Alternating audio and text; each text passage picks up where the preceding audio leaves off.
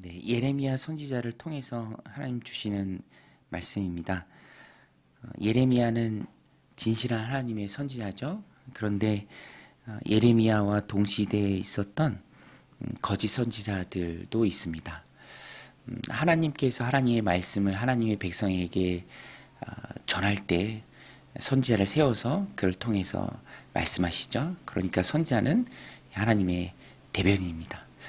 그런데 하나님이 세우지도 않았고 하나님이 보내지도 않았고 또 하나님이 주신 말씀도 없음에도 거짓 선지자들이 일어나서 임박한 진노 앞에 바른 길을 제시해야 될 선지자들의 역할을 우습게 보고 오히려 임박한 진노가 없다, 평안이 있다, 칼이 없다, 기근이 없다, 사람들이 듣기에 좋은 말만 하는 거짓 선지자들이 있었습니다. 13절에 보면 이에 내가 말하되 슬프도소이다 주 여호와여 보시옵소서 선지자들이 그들에게 이르기를 너희가 칼을 보지 아니하겠고 기근은 너희에게 이르지 아니할 것이라 내가 이곳에서 너희에게 확실한 평강을 주리라 하나이다. 14절에 보면 여호와께서 이르시되 내게 이르시되 선지자들이 내 이름으로 거짓을 예언하는 도다 나는 그들을 보내지 아니하였고 그들에게 명령하거나 이르지 아니하였거늘 그들이 거짓 계시와 점술과 헛된 것과 자기 마음의 거짓으로 너희에게 예언하는 도다. 혼란한 시대죠. 하나님의 말씀을 전하는 진실한 선지자들이 아니라 사람들이 듣기에 좋은 귀에 즐거운 말만 전하는 거짓 선지자들이 있었습니다. 거짓 위로고요. 또 임박한 진노를 피하지 못하고 당하게 하는 너무나 악한 일을 거짓 선지자들이 행했습니다. 사람의 반응이 중요한 것이 아니라 진실한 하나님의 말씀을 전하는 것이 중요하죠. 눈을 감아버린다고 위험이 안 찾아오는 게 아니죠. 위험을 마주해야 하고 또 경고를 확실히 들어야 합니다. 그래서 오늘 말씀 이 부분을 우리 삶에 적용할 때 거짓 선지자들이 왜 거짓을 예언했는가? 그것을 듣기 좋아하는 사람들이 있었기 때문입니다. 그래서 하나님 보내지도 않으셨고 또 하나님 말씀을 주시지도 않았지만 거짓 선지자들은 하나님의 말씀을 받은 척했고 또 그들이 듣기에 좋아하는 말들을 거짓으로 말했습니다. 또 그런 거짓에 사람들은 현혹됐죠. 이 말씀을 우리들 삶 가운데 적용할 때 시대의 흐름과 세상 풍조가 요구하는 말들이 있죠. 또 요구하는 그런 모습들이 있습니다. 그러나 중요한 것은 하나님 앞에서의 나의 삶입니다. 하나님이 내게 주신 것, 그것에 만족하고요. 자신을 포장하거나 꾸미지 않고 거짓이 아니요 진실한 모습으로 하나님 앞에 서는 것이 이 시대에 가장 중요한 성도의 모습이다라는 것입니다. 주신 것에 만족하며 또 주신 것을 기쁘게 사용하는 삶이 하나님 앞에서 진실한 삶이고 하나님 받으시는 삶이지 사람들이 원하는 대로 자신을 포장하고 꾸미고 있지도 않은 것을 있는 척 하면서 거짓을 향해 나아가는 것은 오늘 말씀처럼 그 마지막에 멸망만 기다리고 있다라는 것입니다.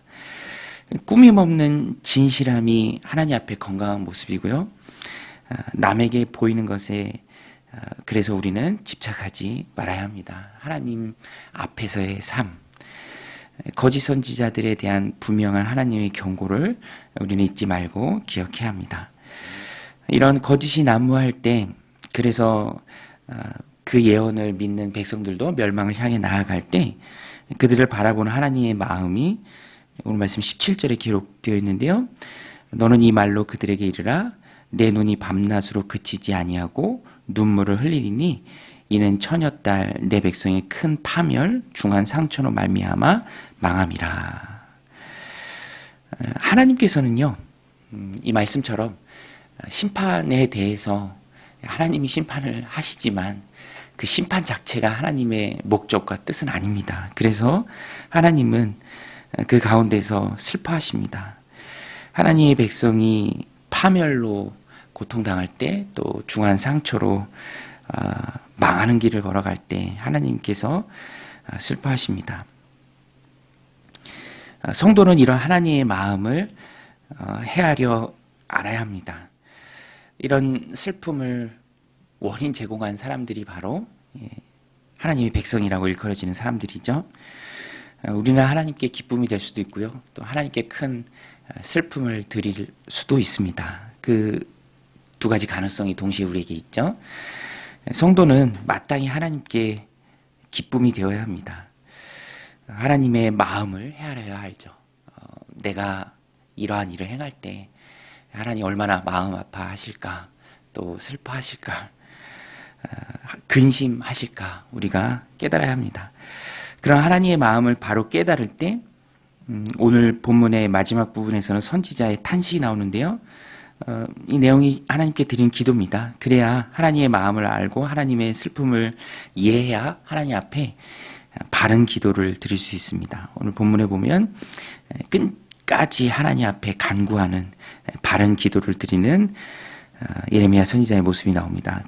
핵심은 죄를 인정하는 것이고요, 또 하나님의 이름을 위해 일하시옵소서라고 하나님 앞에 구하는 기도입니다. 20절에 보면 여호와여 우리의 악과 우리 조상의 죄악을 인정하나이다. 우리의 악과 우리 조상의 죄악을 인정하고 또 하나님 앞에 용서를 구하죠.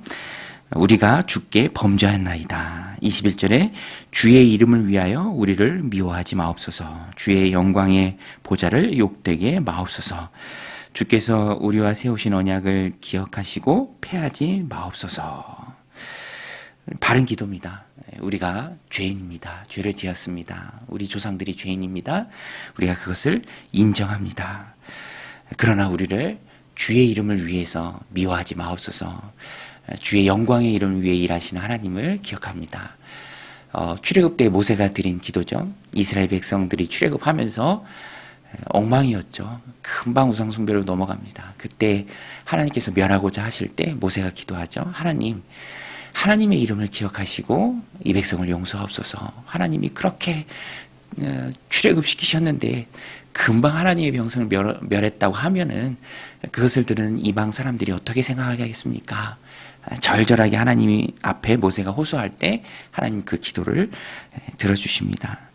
우리도 패역한 시대를 중보하며 살아갈 때 하나님 앞에 그런 예레미야의 기도를 드릴 수 있어야 합니다. 죄를 인정하고요, 이 백성이 나라의 죄를 인정하고 그럼에도 불구하고 하나님 미워하지 마옵소서. 하나님의 이름을 위해 하나님의 영광을 위해 하나님께서 일해 주옵소서라고 우리가 하나님 앞에 기도해야 합니다.